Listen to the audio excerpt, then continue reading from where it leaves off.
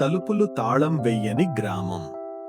కోలాహలమైన పట్టణాలకు, రద్దీ రోడ్లకు చాలా దూరంగా ఒక చిన్న గ్రామం ఉండేది. ఆ గ్రామం ఒక ప్రత్యేక విషయానికి ప్రసిద్ధి. ఆ గ్రామంలో ఎవ్వరూ తలుపులకు తాళాలు వేయరు. పగలు కాదు, రాత్రి కూడా కాదు. ఇళ్ల తలుపులు తెరిచే ఉండేవి.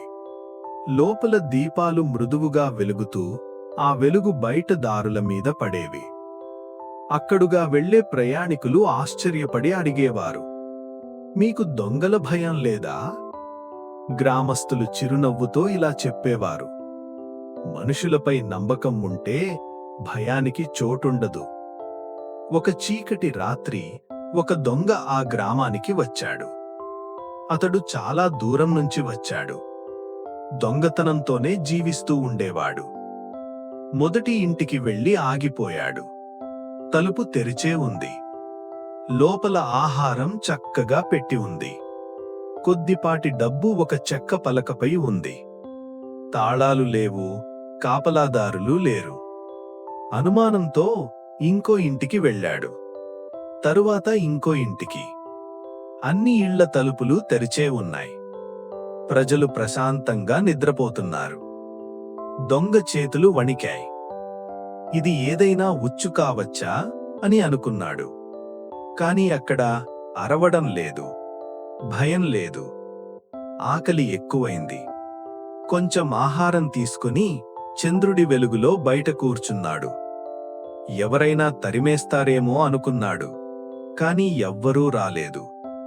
చాలా సంవత్సరాల తర్వాత ఆ రాత్రి దొంగ పారిపోలేదు.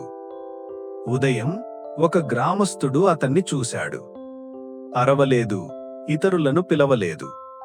నవ్వుతూ ఇలా అన్నాడు, నువ్వు అలసిపోయినట్టున్నావు. రా, మాతో భోజనం చెయ్యి. ప్రశ్నలు లేవు, నిందలు లేవు, కేవలం దయ మాత్రమే. అది దొంగ హృదయాన్ని కదిలించింది. వణుకుతున్న చేతులతో తీసుకున్న ఆహారం తిరిగిచ్చాడు. నేను దొంగతనం చేయడానికి వచ్చాను అన్నాడు.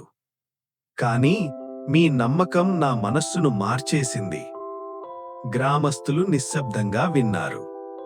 ఎవ్వరూ తీర్పు చెప్పలేదు. ఆ రోజు నుంచి ఆ దొంగ అక్కడే ఉండిపోయాడు. పొలాల్లో పనిచేశాడు, ఇళ్ళు మరమ్మత్తు చేశాడు, రాత్రిళ్ళు గ్రామాన్ని కాపాడాడు. అలా ఆ గ్రామం తాళాల కన్నా విలువైన దాన్ని సంపాదించింది, ఒక నిజాయితీగల మనిషిని. నీతి: నమ్మకం మనస్సులను మారుస్తుంది. చూసినందుకు ధన్యవాదాలు. ఇంకా మంచి కథల కోసం టైనీ టాడ్లర్ టైమ్స్ ఛానల్ను తప్పకుండా సబ్స్క్రైబ్ చేయండి.